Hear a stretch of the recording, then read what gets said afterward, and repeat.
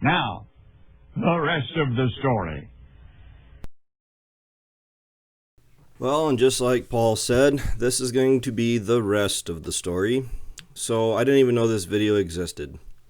This is the week after, is currently the week after that we made all the hay down the valley, all the hay that my brother and my dad had. So hay for 2020 is officially done. Now the only reason we're watching this video is because I went to go clean the card out on my camera, and it turns out, as you watch this video, I didn't even know the camera was on. So, last week was pretty stressful. Not so much really physically tiring, but it was definitely a mental stressor, mentally stressing. Largely because we had all of our hay on the ground. We had 2 tractors that went down, one of which is still being worked on. The rain that we weren't supposed to get for the whole week ended up showing up, and it ended up pushing our whole schedule of baling up by a day. So everything that my dad and my brothers has got done in a timely manner. Then we finished cutting the valley on Sunday, and the plan was I went out, I tedded a bunch of it Tuesday, and had the intentions of starting baling Thursday. Well, they changed the forecast, and instead of no rain until I think the following Sunday, Monday, they moved the rain up to Thursday. So instead of starting on Thursday, we started a day earlier than I wanted to on Wednesday with 2 balers. Well, if that's exactly how it went, that'd been great. But the 76 ended up going down. An O-ring. On the top of the hydraulic pump, there is a metal line that comes from the top of the pump, and it connects back down to the case. Well, there's an O-ring in that connection where it goes back down to the case, that failed. So I ended up losing a very unhealthy amount of oil out of the 76, hydraulic oil. And it actually, just for how hard it was to actually get to it, I had no way of actually taking it apart. I literally had no wrenches that would do it. The pipe wrench that I had couldn't even get to it. I couldn't maneuver it enough to do it, so I ended up calling Sloan's, and luckily enough, they were able to get down here and they got it going. So we got done baling on Friday because it did ultimately rain, not a terrible amount, but it did rain enough on Thursday that we had to let it lay until late in the day. I did go out and I raked a bunch, but was able to at least finish Friday. But this last week, with the smoke that we had out west that was coming back over affecting us, we weren't getting the sunlight and the heat that we really should have been getting typically. I mean, with the weather forecast that we had, it's just that with the smoke in the atmosphere, the sun just wasn't doing its job. We were getting heavy dews, which were pretty much just as bad as a light rain shower every night. So it was about 1 in the afternoon before you could even begin to think about doing much of any real field work. And by 7 o'clock that night, it was already starting to set in again. So we really weren't able to start early, and we couldn't even run late. So our window for running was extremely small, especially for the amount of work that we had to do.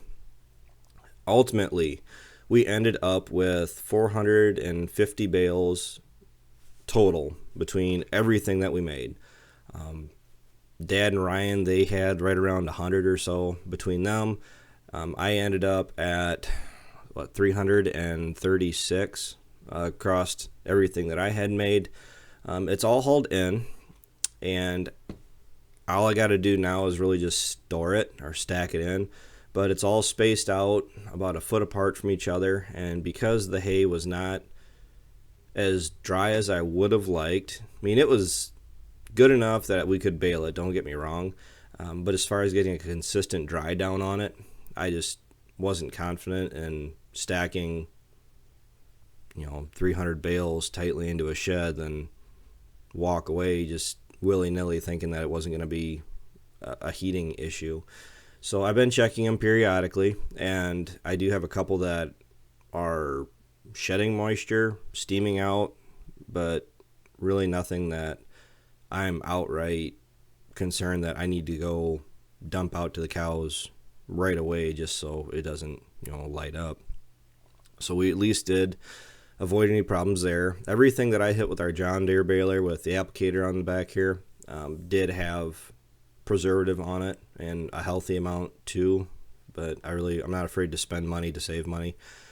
The other baler, if we didn't have that, we probably still would have hay on the ground. It's currently Thursday the following week, and just for how last week went, there's a reason why I just don't have any videos of it. It just got to the point where I was more concerned about getting the material made as opposed to trying to take the time to, looks like I'm going to waste some time here, trying to take a picture of the sun setting across the valley. So that's that. As far as trying to get any real videos of raking or baling, I did try doing a video. That's why this camera is set up here. Earlier in the day, I tried doing a video trying to talk to you what was all going on, and I ended up jamming up the pickup on the baler, and that cost me, the lengths we go to take a decent picture. It ended up costing me over an hour getting it unjammed. The windrows down there were huge. With that rhino rake, you're pulling in 30 feet swaths at a time. I have the back end of the rake spread out so the windrows are as wide as the rake can make them.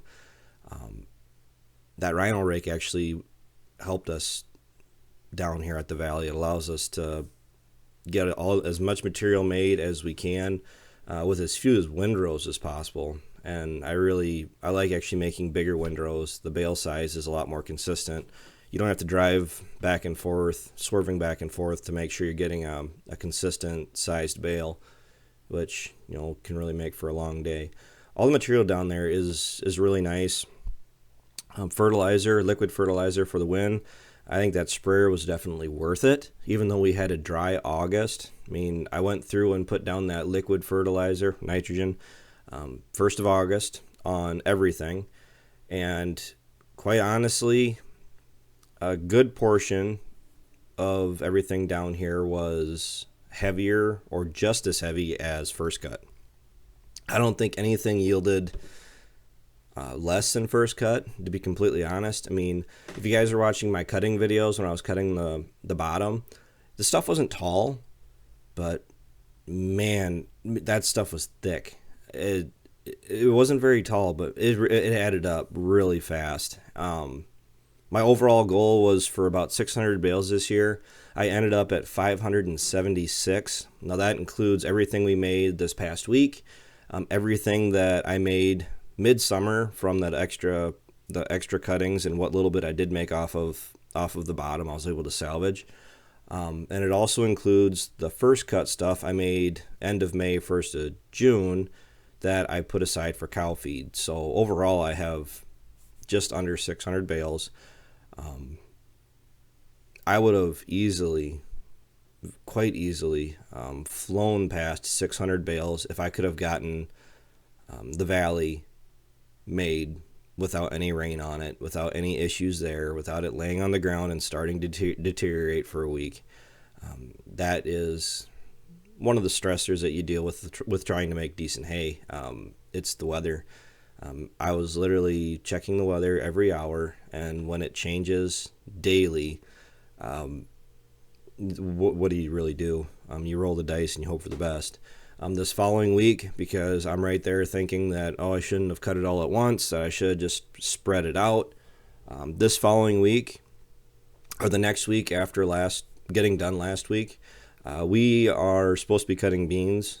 We were going to yesterday. We are probably going to try today. Best chances looks like maybe tomorrow.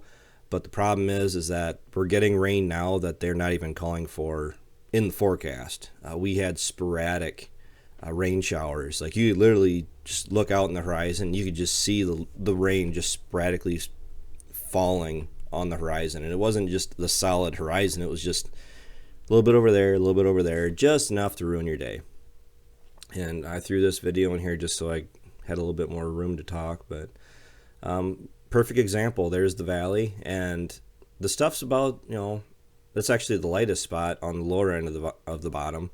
but it's still right about the same height as the top of the mower. I'm going to be putting dry fertilizer down there next year, and I'm only taking 2 cuttings off, one in July and one in September again. And the goal is to fertilize for a healthy 2 cuttings. So that is the update on the hay. I apologize for those of you that are looking for videos from me on making the bottom, making our hay. Go to my brother's channel. He has more of the better shots. But until next time, take care, take it easy, keep in touch. I'll talk to you guys later.